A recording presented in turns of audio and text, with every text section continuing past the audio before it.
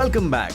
Like I'd said earlier as well, Maha has plenty of activities to experience, and one such experience that is surely not to be missed is dune bashing. What we're going to be doing is taking about an hour and a half drive. We are some of the best who do it in Dubai just because we're well trained for it. We go through quite an extensive training, and we know how to handle these vehicles by now. Spend most of our life in them. You hop onto a four-wheel drive and set yourself for a rough and rugged ride. A trip to the desert offers you real adventure into the magnificent landscape of the unique sands of Arabia. This safari tour takes a thrilling off-road adventure in the beautiful desert. Whilst being prohibited in some parts of the world, it's a booming tourist attraction in the Middle East. The dune drive is, it's right up there, one of our top ones. It's a favorite amongst the guests. It's really exciting. As I said, it's the most exciting activity we have, really.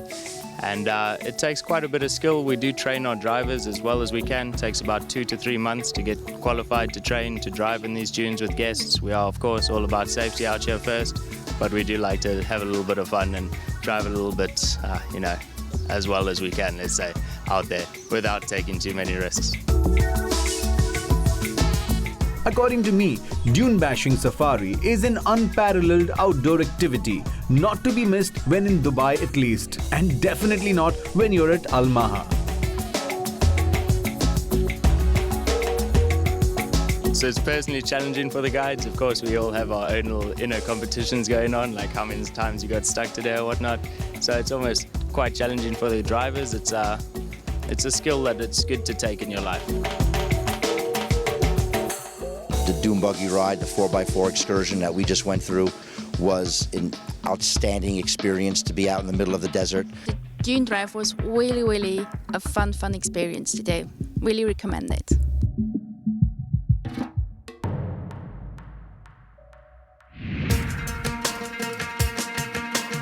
Another thing you can do here is with your field guide, go on a wildlife drive in the afternoon. The wildlife drive is a gentle drive through the dune terrain and is a great way to cover the distances needed to find the free-roaming herds of oryx and gazelles.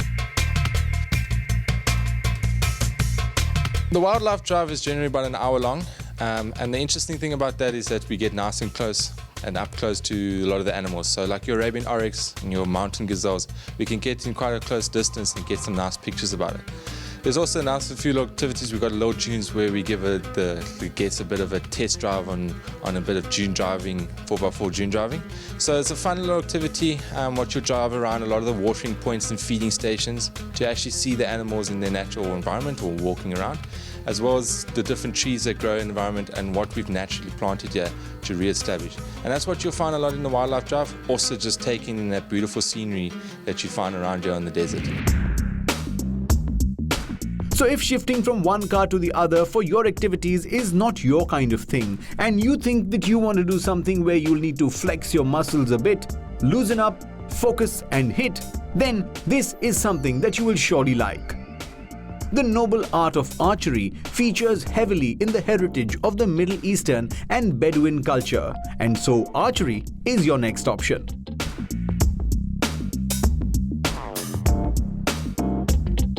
Currently we are at our archery range, which is one of the very unique activities which we offer at this resort. Right now we're about to gear up for our archery exercise. This is pretty much all the equipment you'd need. On the left here we've got ladies' bows, purely because the strength on the string is a little bit easier for the ladies to pull back. And on the right hand side we've got the men's bows for more power. As you can see, well, you might not be able to see now, but you do get left and right-handed bows, which have been organized correctly. The gear you see on these doors here, these are your forearm guards. You have to protect your forearm as you're holding the bow, because if the string hits you, you can actually get quite damaged. On the left-hand side there by Courtney is the finger guards, which again, you just use for more grip because they're made out of leather and protection purposes.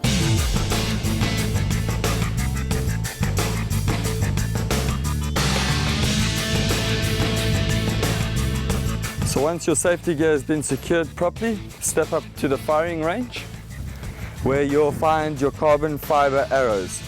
If you look at these arrows, they've got a steel point because we're aiming at a very hard target, and they've got these flares or wings here for accuracy. This back piece of plastic clips into this bow over here, in between the two metal balls like that, just for, again, accuracy. As you can see, there's two colors that are the same. In this bow, it's two red and one blue.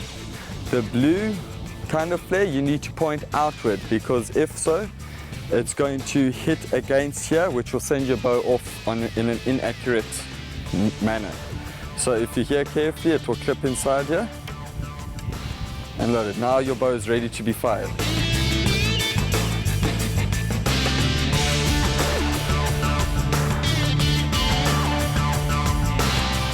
The thing about the archery, yeah, you know, I mean, as sport in general, even for me, it's quite a nice, unique way of challenging yourself to do better.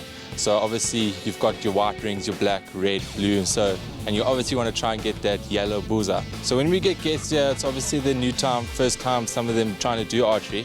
So it's a nice little competition, especially when you find a man and a woman playing against each other. Normally there's like a big competition, who hits the bullseye or how many times they hit the bullseye. And that makes a nice little fun part of the whole exercise.